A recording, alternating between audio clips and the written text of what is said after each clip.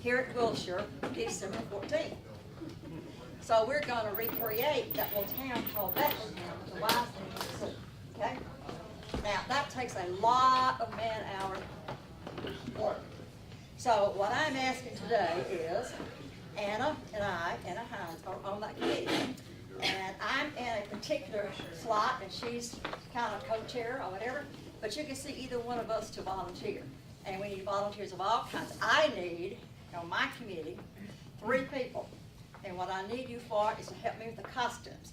They're made. Last year I helped make them, so they're all made. But I need 3 people to help me make sure we get the right person in the right costume with all the right accessories. And when they go back, come back in, when their time is up, we hang them in the right place so that the next person can pick up their costume if we need to. So I need 3 people to help me on December 14th, and perhaps sometimes before that, we're going to have fittings. And if you can work in time with me on the fittings of whatever time you have, that would be so grateful, you know? So I need that, and then Anna can need a whole lot of other people. But we do need volunteers. Thank you.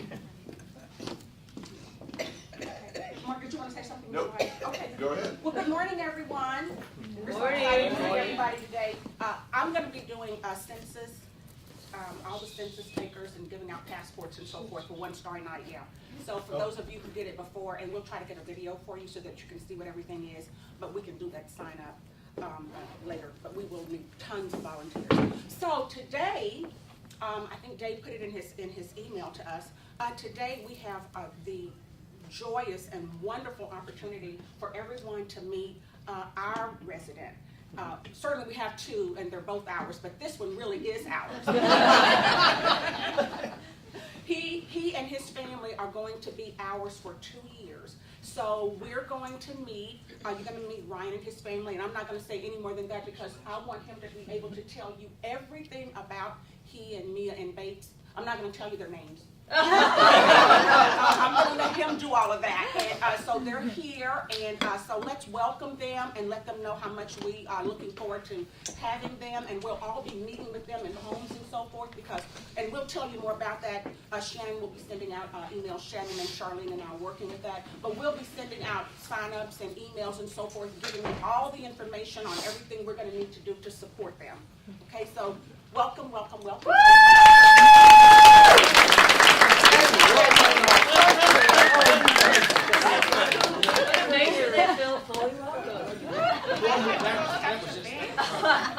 It's okay, Pete. Sometimes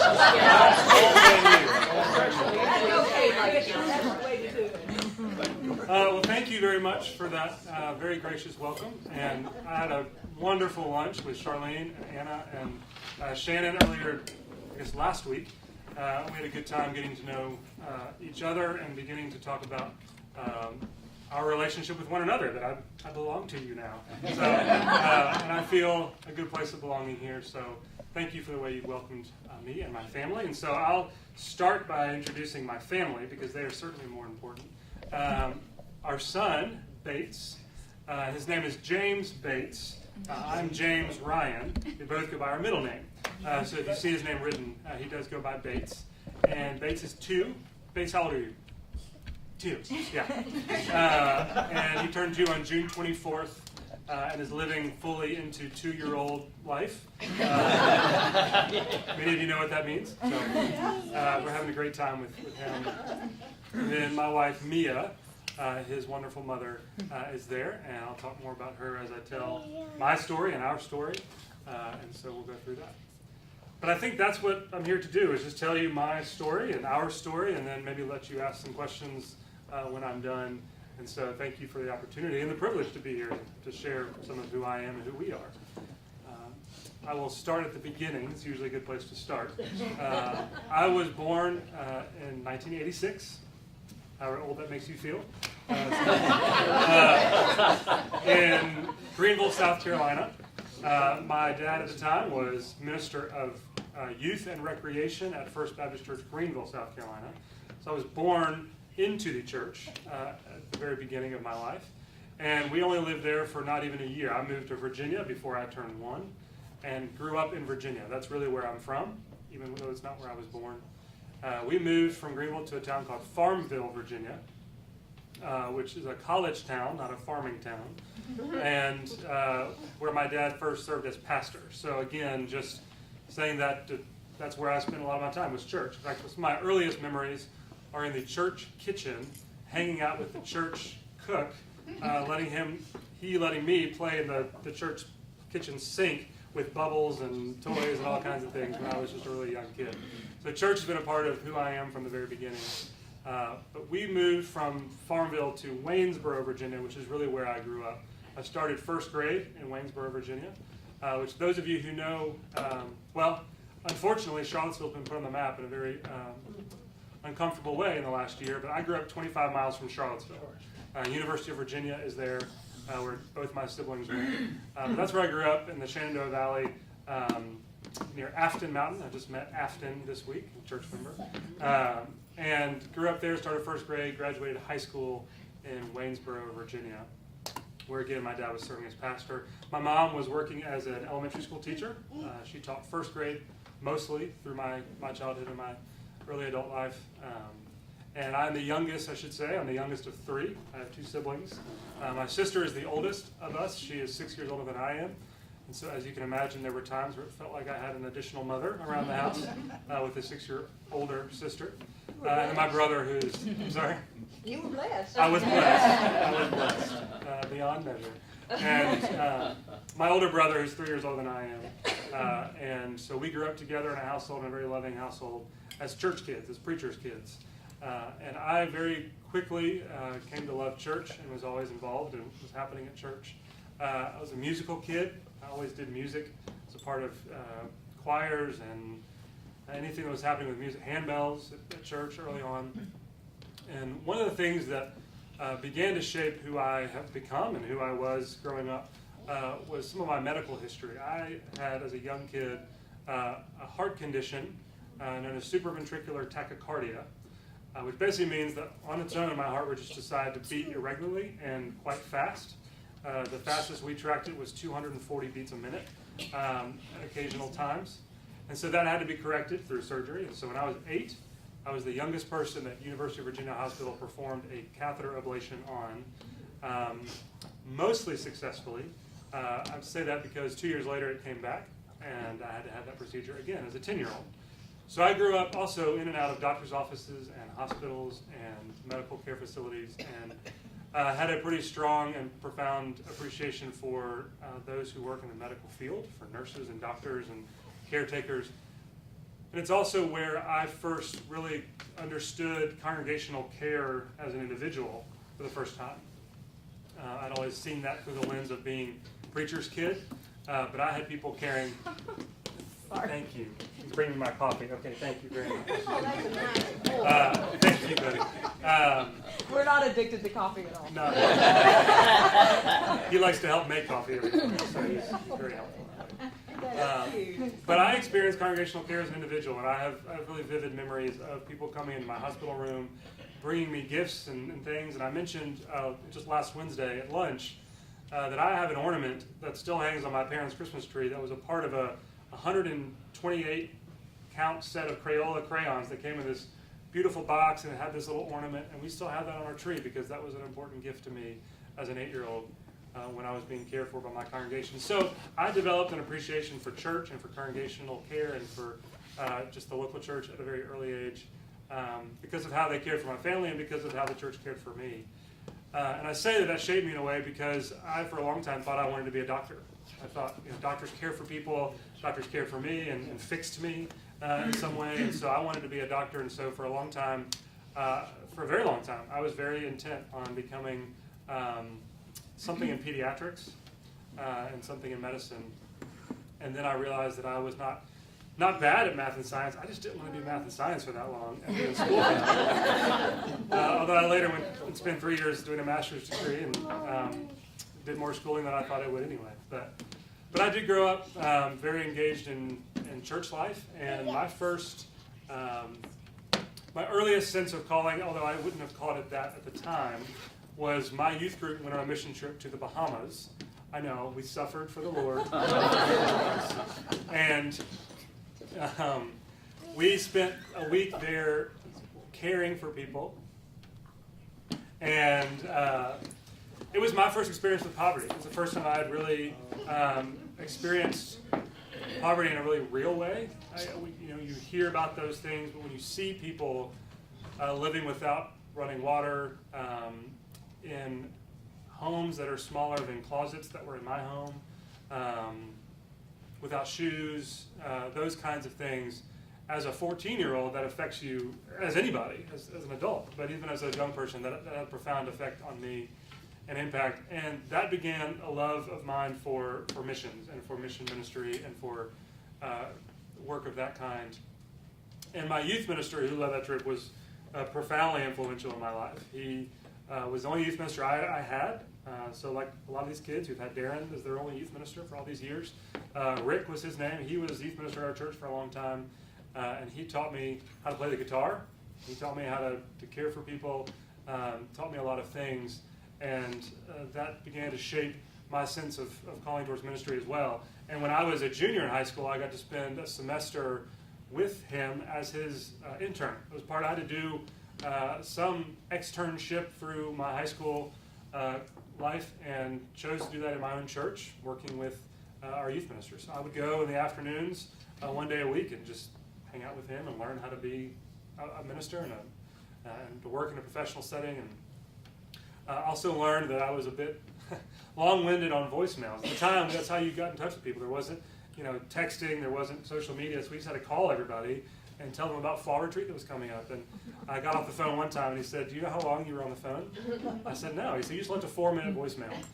We should probably work on condensing that down." So he taught me a lot of valuable lessons in life, including how not to be long-winded voicemail. And but through youth group, I was exposed to music and was a part of a praise and worship team, and was a part of youth choir, and did the same thing in high school. I was like I said, I was a musical kid. I was a part of select vocal ensembles and chorus, and I was in band. Played the saxophone. I don't play anymore, so don't ask me to. Although she's not in the room now, but Mia's grandfather was a professional jazz musician, and he played saxophone and clarinet, other woodwind instruments. And about 2 years ago, he has passed away many years ago, but about 2 years ago, Mia's parents gifted me his saxophone. So I am thinking I need to learn to play again, because what a cool gift. I have a place for you. Okay, great.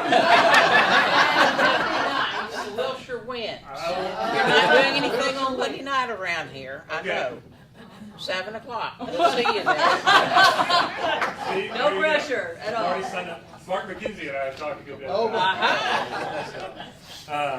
But I did. I was as involved in music as I could be, but I also played sports, and so I was in concert band and jazz band, but not in marching band because I played football. And you can't very well march while you're playing football. And so I played football and soccer primarily, and my piano teacher, who was our church music minister, hated that I played soccer. I was a goalie, so I used my hands, and he was just devastated that I would make that decision. And one day I broke my hand playing soccer, and he was glad to tell me, "I told you so," and offer no grace or compassion around that. But I stayed really involved through high school, and it was my music experience that led me to go to college at Furman University. And so I went to Furman. I was the only of my siblings that didn't go to University of Virginia. But as the youngest, I wanted to do my own thing. I didn't want to be like my brother and sister. I wanted to do something else. So I went back to where I was born, to Greenville, South Carolina, to do music and to do that at a higher level. And so I started at Furman University in 2004 as a music major, doing kind of vocal performance, vocal work. And that was most of what I did in college. I was at one time a part of 4 different vocal ensembles. I was a paid scholarship singer at a United Methodist church downtown, which was a really cool gig and a neat way to experience the church. I was a part of the Furman University Singers, which is what first brought me to Dallas several years ago. We were on choir tour nationally, and we came through Houston and Dallas and sang at Highland Park United Methodist Church, right down the road. And so I was also a part of something called the Chamber Choir at Furman, and then I was a part of a male a cappella group at Furman. And so most of my life revolved around music for many years. And truth be told, I began to burn out on that much experience and exposure to doing the same thing over and over again. But I also feel like it was a turning point for me, and it was in some way God saying, it's time to shift towards something else, because by the time I graduated from college, I was aimless, I guess I could say, as to where I was to go professionally. I knew I didn't want to do music professionally anymore. I was ready to take a break, but I didn't know where I wanted to go or what I wanted to do. So I said, let's just go to Africa, because that's what you do when you don't know what to do. So honestly, I don't remember how this conversation happened or how it started, but somehow my parents let me go to Africa as an 18-year-old, and as a 22-year-old. And I was planning to go to Kenya and to work with a missionary in Kenya, but it was a time when things in Kenya were unstable and not necessarily safe for tourists and for visitors, and the State Department wouldn't issue any long-term visas to go. So I had to say, never mind, and I should back up now and say that I grew up not only the son of a Baptist minister, but also the grandson of a Baptist pastor. And my dad's dad was pastor of mainly 2 churches over his career, a few more, but mainly 2 in North Carolina and in Tennessee. And my grandmother, his wife, the 2 of them were a ministry team. They were missionaries in a lot of ways, beyond being ministers. And so I grew up in a church family, but also with this emphasis on missions, on global missions. I said Wednesday that a lot of our Christmas gifts growing up from grandparents were things from other parts of the world. At the time, we didn't really appreciate something from the Philippines that we couldn't play with. But later learned to appreciate how valuable that was, that they were imparting into all 3 of us this kind of care of other people and this sense of global worldview and of Christianity.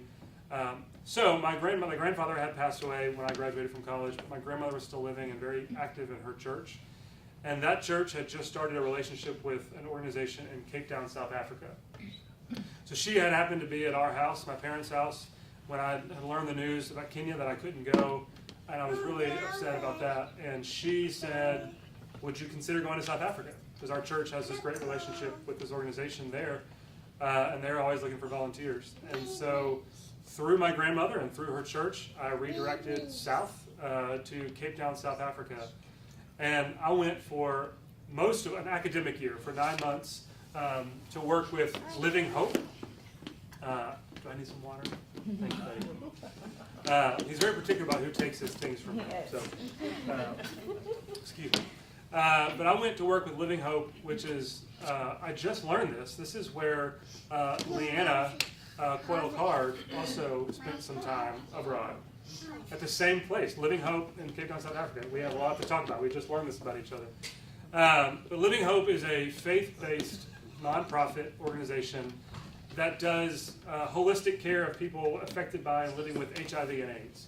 I don't know if this is still true, but at one time, South Africa was the place in the world with the highest percentage of people living with HIV and AIDS. More people affected by and impacted by that illness. And so this church in the southern suburbs of Cape Town said, we want to care for our community in a very real way by treating those who are affected by this very terrible disease. And they started a church, a pastor in a church started this nonprofit called Living Hope, and they did palliative care. They had a 60-bed healthcare facility where they took, I think that's right, but they did palliative care for people living with HIV and AIDS, helping them take their medicine, helping just treat their symptoms really. And then they also did something called life skills education. And so I got to work with children and teenagers in what would be considered slums in Cape Town, and started a music academy for young children in one of what they call townships there in Cape Town, helping some of these young kids learn how to use their giftedness for music, and some of them were incredibly gifted. And so got to do a lot with that. I helped plant a church through that organization and that church in one of those townships, and I helped them lead music for a while until they learned how to do that for themselves. And I was just experiencing a lot. Worked with a homeless ministry one day a week there. was just exposed to things that I wouldn't have been otherwise. And I'll tell this story because it's really my story of calling, that I was living in something called the Team House in Cape Town. So there's this large multi-story building right on the beach, on the ocean in Cape Town, that had this incredible dining room that was probably about the size of this room, but that had a dining table that was almost the length of this room. It was this huge dining table where these teams of missionaries would come from overseas, or where volunteers would have meals together. It just so happened that I was having breakfast that morning by myself at this huge table looking out over the ocean there after having spent several months in Cape Town. And it is the time in my life where I can most assuredly say that I experienced the voice of God, the call of God in my life, in a way that I still can't really put into words. But it became extremely clear at that moment that God was calling me to full-time ministry. And I sat there for a long time, just working through that experience of hearing God in some way and experiencing His calling. Okay, I usually have a bachelor's Oh, that's degree, fine. sorry, but I don't today, sorry. So that's when I decided to go to seminary and to come back to the United States when I was done with my time there. And so I called my dad, who I mentioned was a pastor, and said, how do I go to seminary? What do I need to do? And so from 8,000 miles away, I started applying to seminaries back here, back home, and determined that I would end up at Mercer University at McAfee School of Theology. I should say I grew up a big Duke basketball fan, and so I told the other residents this week that I had half of an application completed to Duke University undergrad, and half of an application completed to Duke University's Divinity School. And I got through halfway at both times and thought, I'm going to go watch basketball for 4 years and not do any work, and this is going to be a really bad thing. I probably shouldn't go to school here. So that was the determining thing. It was down to Mercer and Duke, and I was afraid that I would be too distracted by basketball to go to school there. So I went to Mercer instead, and I moved to Atlanta. After doing a summer internship at Brentwood Baptist Church, where my grandmother was attending with their missions ministry. And so I started a 3-year degree as a Master of Divinity student at Mercer University in Atlanta, living with a college best friend who was at Emory Med School, and just really beginning a new phase of life. And started at Mercer and also started a new job as youth minister. I had done youth ministry in college. Somebody had trusted me and my best friend, who were 20-year-olds, to be co-youth directors of a youth group of a tiny Methodist church with students who were 2 and 3 years younger than us. I don't know how that made sense, but we did it and learned a lot of how not to do things. But I had experience in youth ministry, had such profound ministry to youth as a youth, that I went to work as a youth minister at Parkway Baptist Church, which is in Duluth, Georgia, just north of Atlanta. And got to really understand the Atlanta commuting life. I drove 25 miles to work in Atlanta. And my first day of work, my first Wednesday night, I was 30 minutes late because I didn't know it was going to take me an hour and a half to go 25 miles. And they just laughed. They didn't care. They weren't upset. They said, "Welcome to Atlanta. Welcome to Duluth." So very quickly learned how to do that. But spent 3 years as a seminary student and a youth minister, learning what it meant to work in a church, not full-time, but essentially full-time, but at more of a professional level, and really gained a lot from my time in seminary. Just as I'd gone to undergrad for music, I was in a place in seminary where I felt like I'm somewhere doing something I really want to be doing, and felt a very true sense of place when I was in seminary. I was learning things that I had not learned before, and was really falling in love with that kind of learning all over again. But most importantly, when I was in seminary is when I met Mia. So Mia is also a seminary graduate. She has a Master of Divinity degree as well. And so she was at Emory University at Candler School of Theology, and where Aaron Coyle Carr was a student just after Mia. They never overlapped. And I was a student at Mercer, and at that time, there was a foundation in Atlanta that sponsored 22 students from 6 seminaries around the Southeast. Duke, Emory, Mercer, Columbia, which is in Atlanta, Southern Seminary in Louisville, and Emmanuel, which is a seminary in Tennessee. 22 students from those 6 schools to go on a 3-week trip to the Holy Land. We went to Israel, Greece, Egypt, and Jordan.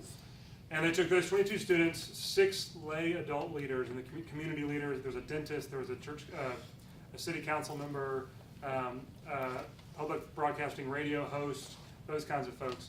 And then 2 seminary professors of religion and archaeology. So 30 of us went for 3 weeks to the Holy Land.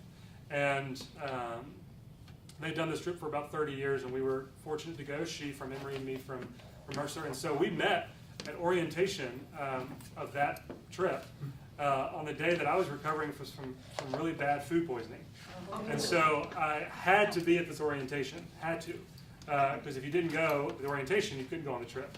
So I was still just miserably sick and had to be at this orientation. And that's where Mia, who has been described as effervescent because she's so bubbly and has such a personality that sparkles, she came up to me in a very excited way as she was meeting people as I was feeling miserable. And she said, "Hi, I'm Mia, and I'm excited to meet you. We're on this trip."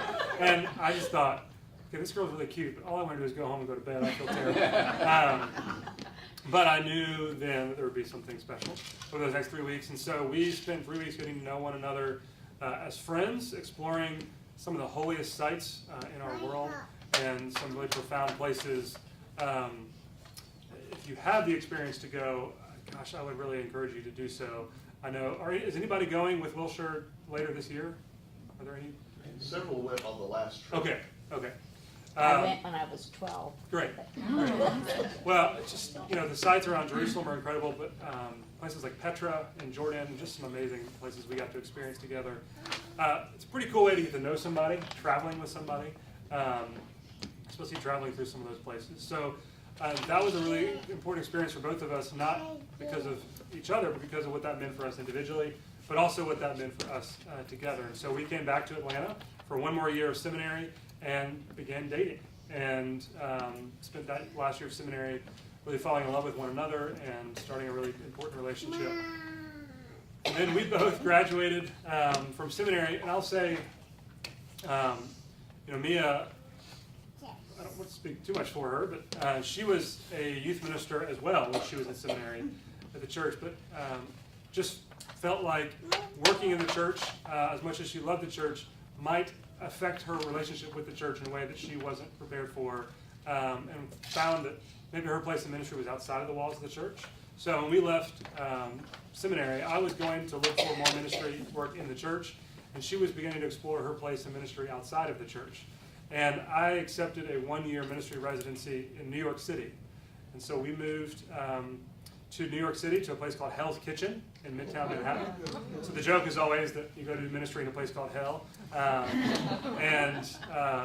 If you don't know, Hell's Kitchen is where a lot of the immigrant community came together as they came into New York. And so you had various immigrant groups who did not get along with one another, living in this collective kind of melting pot of places and people. And so it's called Hell's Kitchen because of all of that aggression that was happening in that place, but because of all of the cultural influence that came into that place, food and culture and all those things. And so we got to live in a very unique part of Manhattan, right next to Port Authority Bus Terminal. I lived on the 4th floor of Metro Baptist Church, where some of our folks from Wilshire have just spent the last week, I suppose, and worked with those kinds of groups who came in. I was ministry resident to the church and food coordinator for the nonprofit ministry that they run, Rauschenbusch Metro Ministries. So every week I managed a food pantry that served about 100 people, 100 clients each week on a Saturday morning from all over the city. And then during the week would work in the ministry of the church. But I lived on the 4th floor. Right outside of my window was the bus bridge from Lincoln Tunnel into Port Authority Bus Terminal. So I learned how to use a sound machine at night because if you've ever slept with buses driving by your window at night, it's not a very soothing experience. Mia lived way uptown in a shoebox of an apartment with 2 other roommates and got to really experience New York life that way. And we lived for a year in Manhattan and got to see what urban ministry really looked like, to see what ministry looked like beyond the setting of somebody from Knoxville, Tennessee, and somebody from Central Virginia. We got to see ministry in a very different way and fall in love with a church there, Metro Baptist Church. And my sister, who I mentioned already, she lives in New York City. She has 4 girls, 9 twin 7-year-olds and a 1-year-old, in an apartment in New York City. So it can be done.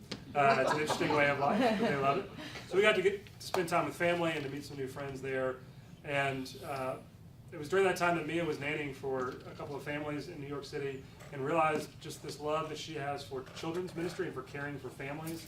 And I got to watch somebody who's just unbelievably gifted at working with children kind of live into a new calling, or a previous calling that she was really discovering to work with children. And begin to see those kind of glimpses of what motherhood would look like. And that's when I began ring shopping. It was in New York City. And so she didn't know that, but I was. And so we were not sure where our life would take us after we left New York after 1 year. But we wanted to come back south. And so we both moved back down south. She found a job in Atlanta at a Montessori preschool and became certified as a Montessori early childhood instructor. And I started working as the executive director of Action Ministries in Rome, Georgia. So we were living about an hour and a half apart in Georgia, and I was directing a program that did hunger, housing, and education in the northwest community of Georgia, particularly in Rome. We have 4 food pantries around the city in Rome, worked really closely with church partnerships, doing some justice ministry around food insecurity, and really got to experience ministry outside the walls of the church in a very real way, but found that I was really missing the congregational life of a church and being a part of the ministry leadership of a church, and knew that we wanted to get married and that we probably didn't want to spend our time starting our life in Rome, but knew we had some opportunities in Atlanta. So I left Action Ministries after we were engaged and began our life towards marriage, and I started Second Paz de Leon Baptist Church, which is in the Buckhead area of Atlanta, as minister to students and missions. And so I oversaw 6th grade through 12th grade, middle school and high school youth ministry and missions ministry of our church. I started that job May 1st. We were married August 2nd, closed on a house September 1st, September 14th, and got a dog on November or something. So we started life in a very real way that year in 2014. And really loved our life in Atlanta. We bought a house in Atlanta that we still own. And Bates came along June 24th, 2016. And for the last few years, 4+ years, I worked at that church and just really growing in ministry and exploring ministry in a different way. Loving youth ministry, loving what I was doing in missions ministry, but particularly when Bates was born, we began to think about what does our life look like now as parents? What does it look like now having a child in this world? And what is kind of our sense of calling to what is next? And let me back up again to say that everything I had done up to that point in ministry, going to seminary to begin with, deciding to be in full-time ministry, going into youth ministry full-time, living in Atlanta, were all things that I at one time said no to, that I would not do. Growing up as the son of a Baptist pastor and grandson, I loved that about my dad and about my grandfather. I didn't want to be a minister. I said no for the longest time. People just assumed, oh, you're a preacher's kid, you're going to be a preacher too. And no, I'm not going to be in ministry. Here I am. I knew I wanted to be in ministry, but I said, I'm not going to do youth ministry. I've had a lot of that experience. I'm going to do something else. I spent almost 10 years in different functions as youth minister. And then I drove through Atlanta, leaving college, going home to my parents' house in North Georgia where they had moved, and thinking I would never live in Atlanta. This place just seems awful, mainly because of traffic. But then we spent collectively almost a decade, Mia and I, in Atlanta, and just loving that place. So I say that to say that for the longest time, people just assume as youth minister that you will then become pastor of a church. And for the longest time, I said, no, that's not my place. That was great for my dad. That's great for other people. My place is in ministry, but not as pastor of a church. So it's funny how God continues to show you the things you say no to are actually the things that maybe God has in store for you. And about the time Bates was born, I really began to wrestle with and become a little bit restless about what is my next place in ministry. And I began working with this sense of calling more and more clearly towards being pastor of a church. which scared me in a lot of ways because it's something I'd always said no to. I didn't know that I was ready for. I began having some very real conversations with some mentors of mine, a lot of conversations with Mia, with my parents and other family members about, I think there is something next coming for me in ministry, and I think that's being pastor of a church. And so my dad and I began some very real conversations about what does that look like, about making that transition. And I had known about the pastoral residency here at Wilshire from years past, and had actually had a conversation with George Mason about the residency once upon a time when I was leaving New York, but knew then that I didn't want to be a pastor, or thought that was the case, and so I wanted to be honest about that. But it had not been something I had thought about in a number of years. And I was on Facebook one day, and George Mason had posted something last January about, we're looking for applicants for the residency program, this new rotation of residents, and some information about the residency, and it just struck me. I mean, it really entered my head and wouldn't let go of my thoughts. So I didn't say anything to Mia for a couple of days, really wanted to think through that. And I finally said over dinner one night, I said, Mia, how would you feel about moving to Dallas, Texas and starting a pastoral residency for me to become pastor? Well, I don't know, let's talk about that. And so we began that conversation, and I called George several weeks later and said, can I talk to you about what this looks like? Where we are in our phase of life, where I am in my phase of ministry, is this even something that would make sense for us to do? And he was very affirming and very encouraging, and said, we think you'd be great as an applicant. Obviously there's a process we go through, so please put your name in if this feels like something you feel called to. And we very much did. We felt like, and I say we, because Mia and I made this decision together, that I was ready to make this step, but I really needed a place to learn and to grow into this new form of ministry, to have the experience to preach more. I was in a place where I was preaching once a year and not doing much of that. I was teaching teenagers, but not teaching in other settings. I wanted to learn more about leadership and church structure, and saw this as a place to be a sponge and just to learn from church members and staff members. You already know this, but your church members and staff members are just incredible and have so many gifts to offer to people like me and these other 3 residents. And to be an incubator and a place to learn and grow and to be challenged. And so we put our name into this process, this application process.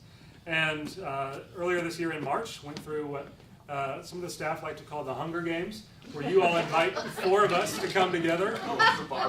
Survival weekend, all of those things. And I don't know how many of you know this, but the interview process is a group interview.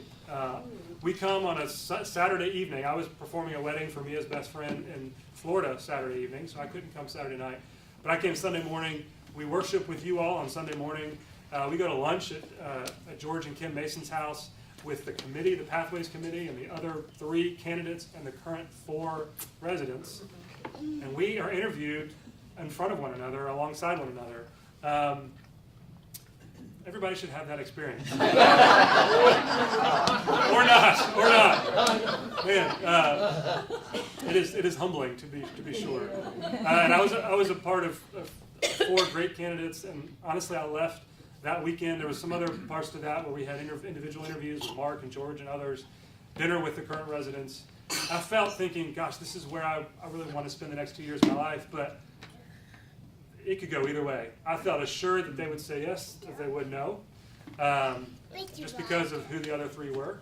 And thanks be to God, it ended up being me and Jared, and I'm so grateful for that. So we announced to our congregation the week after Easter that we would be making this decision, and then spent the next 3 months saying goodbye to our congregation, which is a long time to say goodbye to folks who you've learned to love and care for, and they've loved and cared for you. But what a great process to go through. What a humbling process to go through as well. And there are still moments where I am nervous about this idea of being pastor somewhere, but I'm so grateful to be here to learn more about how to do that, to learn from these other 3 residents, to learn from your staff, and to learn from you all. And was so encouraged to learn from Jerry and Mark and others that this is the new format for how you're going to care for residents, at least to try, that you all get to adopt us for the next 2 years, and we get to adopt you for the next 2 years, and just be family in that way. And so I'm sure there are things I've left out of my story. In fact, Shannon and Charlene and Anna, there are things I said the other day that I haven't that you want me to say. No, I think we covered everything, but we can just open it up now. Yeah, I'm I'd sure love to people see have what lots questions you have of us, questions. not just me. When you were at Mercer, did you meet any of the former residents that are pastors? It's a great question. Yes. So there are 3 resident alum who are in Georgia. Matt Marston is in Moultrie, Georgia. Scott Dickinson is at First Baptist Church of Christ in Macon. And then Jake Hall is at Highland Hills in Macon. And got to know all 3 of them through, I sat on the coordinating council for CBF of Georgia for the last 2 years, along with Scott and Jake, and I got to know them very well. And then met Matt through actually this process that we were at CBF Georgia General Assembly earlier this year, and the 3 of those guys were huddled together, and I said, I think I might belong in this group now. Maybe I should come say hi. And so they all knew about that at the time. It was a week after I had told my congregation or so. So I got to know those 3 very well. A couple of them more than the other, but I know them. So, yeah. Other questions of Mia or Bates or myself? Are you enjoying Dallas so far? We are, very much. When we told all kinds of folks, friends, family, church members that we were moving to Dallas, we heard nothing but good things. People, I used to live in Dallas, or I have family in Dallas. We love Dallas. And so we're excited about that. In a lot of ways, honestly, they're very similar, Dallas and Atlanta. Yeah. There's ways you can compare those 2 cities. They certainly have their own distinctive differences, but we also moved here mid-July when it was 105 degrees. So thanks for the warm welcome. I think it's important for y'all to know that they've always been East Coast people, so this is their first journey west of the river. Yeah, I didn't say more about Mia's upbringing. Grew up in Farragut, Tennessee, outside of Knoxville. Did college in Knoxville, the other UT Knoxville, University of Tennessee. And then moved to Atlanta. I grew up in Virginia, South Carolina, and then Georgia. And so that's home for us. And to come out here is very different.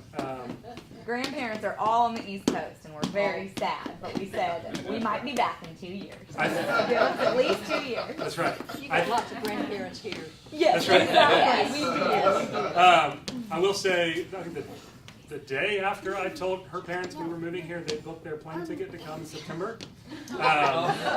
Maybe not quite that quick, but pretty quickly after we shared that news with them. So they're coming in September. My mom will be here in 2 weeks. She can't be here on a Sunday, and my dad can't come with her this time, but you'll meet our family over the next 2 years. So, but yes, we like Dallas. We've gotten to explore. I have a college friend, former roommate, who is from Dallas, lives in Dallas again, and he's been showing us around some. And the other staff and residents have been helping us learn Dallas. Yes, ma'am. I assume that you're coming here with you're affiliated with CBF Yes. churches. The ones that you served Yes. before, were they in CBF too? Mostly. I grew up in a CBF congregation in Virginia. My dad was a part of the beginning days of CBF as a pastor in Virginia. So I always grew up in CBF. Oddly enough, I've worked in 3 United Methodist churches. As a senior in high school, I was a church musician for a very small UMC in my hometown. And then I worked in college as a youth minister at a UMC, and then was on scholarship singer at a United Methodist church. But any Baptist church I've worked in has been CBF affiliated solely or duly aligned with their state SBC convention and CBF, which is what Second Ponce was in Atlanta. They're a duly aligned congregation. But all of the staff of Second Ponce are CBF affiliated ministers. And almost all of our staff have some connection to McAfee School of Theology, which is very much a CBF seminary. So it is home for me, CBF. How have you found the commute to work now? You know, gosh, if you all could just help this commute be a little bit shorter. It's not close enough. Wow, what a quality of life change. I was commuting an hour and a half a day in Atlanta. Wow. 12 miles, all inside the perimeter of Atlanta, and there were days it took me over an hour to get home from church. And once Bates was born, that became really hard. Wednesday morning I would leave for work and not see Bates again until Thursday morning, because early on it just didn't work for Mia and Bates to come all that way on a Wednesday night for him just to go straight back home to go to bed. So that was hard. Yeah, it took me 2 minutes to walk from my office. So pretty great. Pretty great. Have you ever wanted to go back to Africa or Yes. another place? Yes. Yes. So when I was minister of youth and young adults at Parkway Baptist and Seminary, I had the great opportunity to lead a mission team back to Cape Town to Living Hope to go back as a team leader, which was really remarkable. And then after seminary, I should say a little bit more about Mia, and if she was here, I'd let her tell the story. When I went to New York, she was experiencing some of what I experienced leaving college, that she went to do church youth ministry. Yeah, sure. I was just making sure I wouldn't go wrong. Yeah. I'm very familiar with that. It is always such an odd feeling when people start getting up while you're talking. But I know what it's for. It's them, not you. Absolutely. But when Mia left seminary, she was realizing that she didn't want to work in the church anymore. That was kind of a startling realization. And she, like I was, after leaving college, was looking for something else to do. So Living Hope had started this volunteer program that was Mia, how long was your Living Hope? So it was 7 weeks. And so she went and worked as a volunteer at Living Hope for 7 weeks the summer after we graduated seminary, as I was going to New York. And so we actually worked up a video about her together. They did this this competition of people who wanted to come, that if you would submit a video about yourself and why you want to come to Africa, they would select one of those and pay their entire expense to come to South Africa for 7 weeks. So we put together a video of her, and she was chosen, and so she got to go for free to South Africa, where I had worked for a year, for 7 weeks as an individual. So we have this common experience that we've shared individually and separately, and we would love to go back and experience that together. And so it is still a dream that we will make real someday. There are churches over there that you can pass. That's right. And maybe just a visit would be fine. My parents thought Texas was far. I think our parents South Africa might be a whole nother thing. So maybe after our kids are away in college, maybe we'll move there. But we would love to travel together, because we've both been there in a place that's very close to both of our hearts, but not been there together. So, yes? Will we get to hear you sing sometime? I hope so. I hope so. I hope so too. Yeah. And he plays the piano and the guitar, and he was very humble. He is an incredible You musician. play the guitar and sing at the same time too. I Yes. do. I don't play that. Although, if were any of you in the 8:30 service just now? Darren DeMint played the harmonica and the guitar and sang. Yeah, come on, Darren.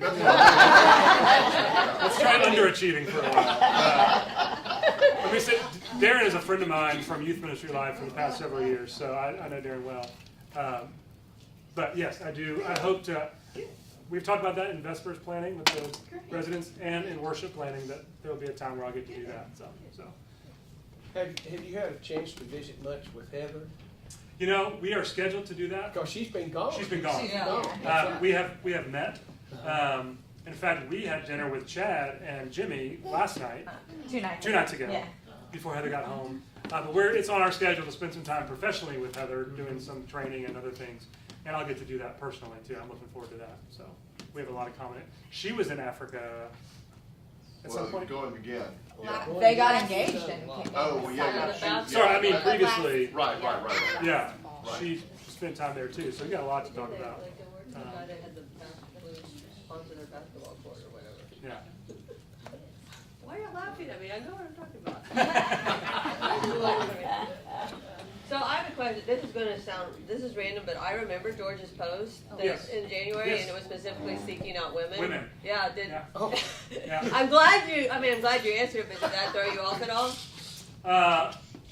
It did, but that's a great question. And that's part of why I wasn't sure that this would happen for me, because I know how much this church emphasizes diversity in that experience. And so I know it is unusual for there to be 4 men, and I'm sure that will change. But I thought, this is something I really want to do. And I can just present myself as I am, and hopefully they'll... Let me jump in and help answer that question. No, I'd love to hear your point. I just thought it was funny because I remember. Yeah. It was. And that was a factor, indeed. And we have people in this class who are on the Pathways Committee who've discussed this at length. I had an epiphany on this past week, though. for reasons that I think are for God's greater good, things have worked out the way they have, and I think it's the right way they have worked out. We will have women in the program again soon. I can say that with certainty now. And they're going to be the right women at the right time. Yes. As well. And sometimes we cannot manipulate what needs to be. One of the questions I asked Ryan during Survivor Weekend, Or the Hunger Games. whichever you choose, yeah. Mine's a little nicer, you get to live, where in the Hunger Games. That's right. Some of the guys, yeah. That's right. Probably the toughest question I asked him, and I think other people asked as well, was, why do you need us? I mean, you've got all this ministry experience, you've got this great pedigree, you could go be a pastor somewhere else. I mean, today, you could get called to be a senior pastor somewhere. And the answer he gave me, I think would still be your answer. I don't know. It was an impressive answer. I liked it when he said, because I need it. It's not that my resume needs it, but I need it because I'm not prepared for this. And I think that's the beauty of what we're able to do here. I hope all of you understand the tremendous gift that the residency is to help shape ministers at different phases in their younger lives. I thought it was a great answer, Ryan. Okay, well, thank you. It is still It's true, yeah. I mean, sorry, I'll jump in and speak to that too. I just feel like I also have been telling him, you're so capable. You got to believe in yourself. But I think he and I both recognize how much you all not only focus on professional development, but also personal development. And that's invaluable to be able to get 2 intensive years of that. And not just for him, for me too, and for him. And so, yeah, we are just beyond thrilled of every aspect. Just so you know, Bates will be in ECLC 2 days a week starting this month. Yeah. So this church is caring for our entire family while we're here. And that's important. That really is. So, yeah. But you should also know what a gift y'all bring to us. Yeah. It's amazing. Yeah. And let me say that if you got through the 2 weeks of miserable heat in July, that's as bad as it gets. It's as bad as it gets, but it will come almost every year. Expect it and don't be shocked by it. That's right. I want to wrap up this time and thank Mia and Bates for being here with us today. I hope you'll get to know them. Bates is the happiest kid I've ever known. I mean, he is just fantastic. You're going to love him even more than you love his parents. I was doing an interview this past week with someone inquiring about the residency program, and they asked me a question that caught me off guard. I just want to close with this story because I think it illustrates why this is so important, what we're doing here. This person asked me the question, why do you love the pastoral residency program?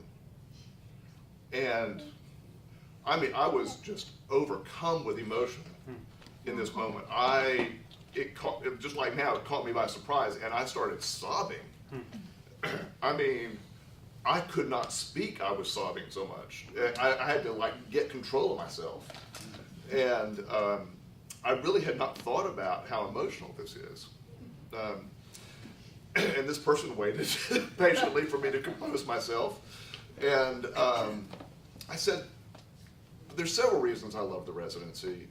First and foremost, for the church, we're not a stagnant lake because residents every year come and bring fresh water to us. It's an ever-flowing stream through here. But this church would not be what it is today without our residents and our resident alumni who help us be fresh in this.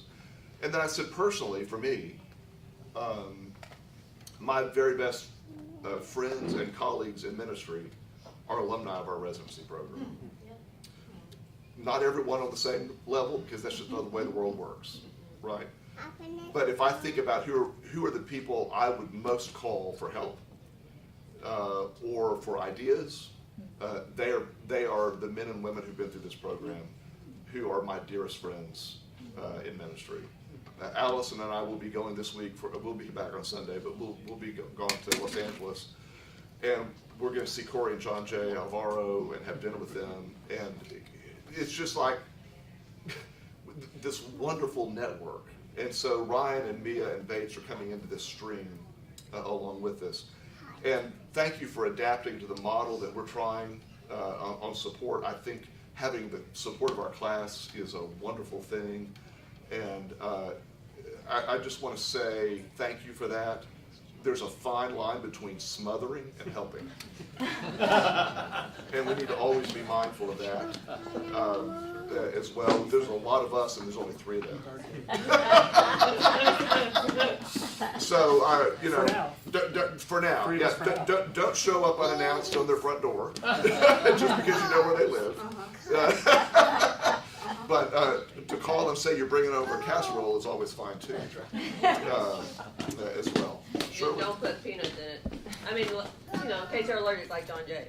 We're good. Shirley. I just want you to know that you are now our children and forever will be. Thank you. Oh, beautiful. Let's close with prayer concerns you'd share with the group today, and bye to everyone on the